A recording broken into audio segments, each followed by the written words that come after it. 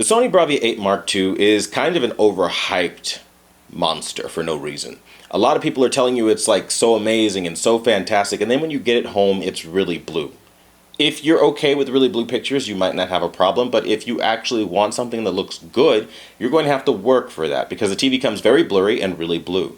And competitively, if you look at it against something like the Samsung S95F, after you actually try to get the most out of the panel, the S95F pulls way ahead. So like, really, what are we talking about? The S90F pulls way ahead. The S90D pulls way ahead. And literally every TV I've tested this against, even down to an LG C1, had moments where it was just way more overwhelming as far as the contrast than what the Sony was able to pull off. Now, this is strange for a numerous amount of reasons, but the biggest one is Sony is known on image processing. And they did not have the better image processing when I went up against the LG or when I went up against the freaking Samsung. Particularly the Samsung had a load more contrast, and it was ridiculous to see. And that really kind of like struck me as like a shocking thing because Samsung has that matte finish screen that everyone says raises black levels and destroys picture quality, but I didn't see that at all. Instead, I saw the total reverse and opposite and even had to humble myself and admit that, yeah, even though I wanted Samsung to lose because of all of their bad firmware updates that make TVs look worse so that you could buy the newer model probably, right? They still did a better job than what Sony did this year. And that was a tough pill for me to swallow personally because, again, this video is shot on a Sony camera. I like the Sony brand, and I remember when they were fantastic. And watching them year after year, like, almost buy their way up is just kind of pathetic because for the last 7 years running, Value Electronics has named them the king of TV. That's a bit pathetic because even in the last 7 years, there has been a change in the Super Bowl. There's been a change in every major sport, every Olympian. But Sony wants you to believe that they're the only ones that can ever nab the #1 spot for 7 consecutive years through a Sony Diamond authorized retailer. It's a conflict of interest, and I don't agree that that award should ever be taken as credible, accepted. I don't care how many professionals, Hollywood experts come through and do what they do. It's a conflict of interest. That retailer is the host, and at the end of the day, I don't believe a word that was said about those experts because they're brought in to that retailer's establishment to do that review, and it just doesn't sit right. It's a little fishy, especially when I've run independent tests and independent comparisons and just examples side by side to see how it actually performs, and it is nowhere near what they are saying it's performing like. That's a big red flag. Then you look at the gaming aspect, it's behind there too, with nowhere near as much contrast, color, picture, or features. It's time after time again, it underperforms. It overpromises and underdelivers. It's the worst thing you could do in the world of business and in the world of consumer products because we expect a lot, but we're getting a little, and it's really dumb.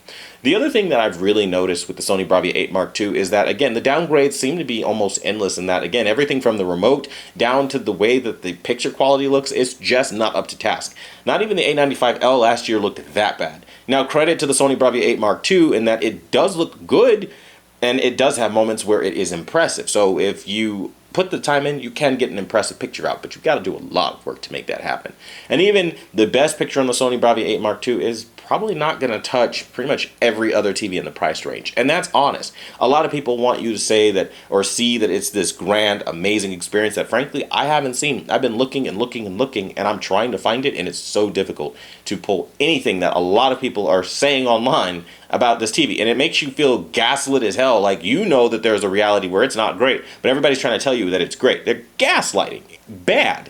It's not that good of a TV, anywhere close to that. And in fact, I think if you buy this TV, you'll probably be disappointed and end up sending it back for an LG G5 or a Samsung S95F almost the same day because it's just not impressive. Again, mark my words, remember I said this, it's really blurry, and you've got to work really hard to fix that.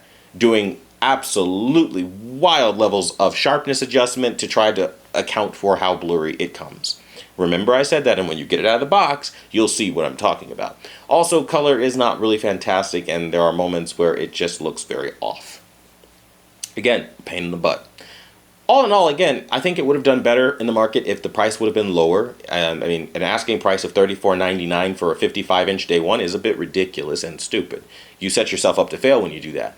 And again, when you look at the screen and what it offers, it's not above every other Quantum.OLED that came before it, and it's not breaking the mold in any way, shape, and or form. There is not a new technology that the Sony Bravia 8 Mark II implements that other Quantum.OLEDs don't have access to that are either the same exact price or less money. And that is why it is really, quite frankly, in my personal opinion, kind of dumb to stick with the Sony Bravia 8 Mark II, even though I'm probably going to end up sticking with it just so I can compare it to pretty much everything that comes out next year, just so you can see my point. Because if I make a video like this, you'll be like, oh, that aged like fine milk, you know, because people make videos and they move on. But if I can show you next year with more televisions that it just is not competing, I think you'll get the point. And it's, I mean, look, I'll give it its fair shot, like everything.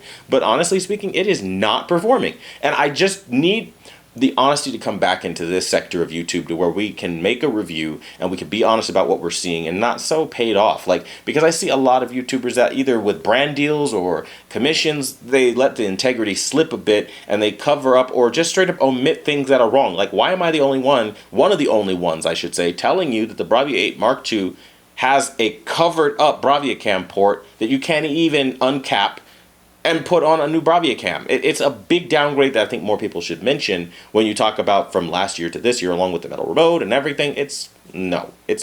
And then you look at the gaming features, only 2 ports are HDMI 2.1 in 2025. Like, what are you doing? You're not listening to anything people said, Sony. And that is pretty much the big problem. Sony's adopted this like too big to fail mantra, clearly, where they just are super anti-consumer, it seems, because every time we say we want something, they do the exact opposite, or they just don't do it at all. And I think it's very tone deaf and a very dumb thing to do when you're a businessman and you actually have competition. I think anyone who is in the market for a television that has vibrancy should go with the S95F, and anyone who is in the market for a bright TV should go for the LG G5. I mean, even though it doesn't have the same colors.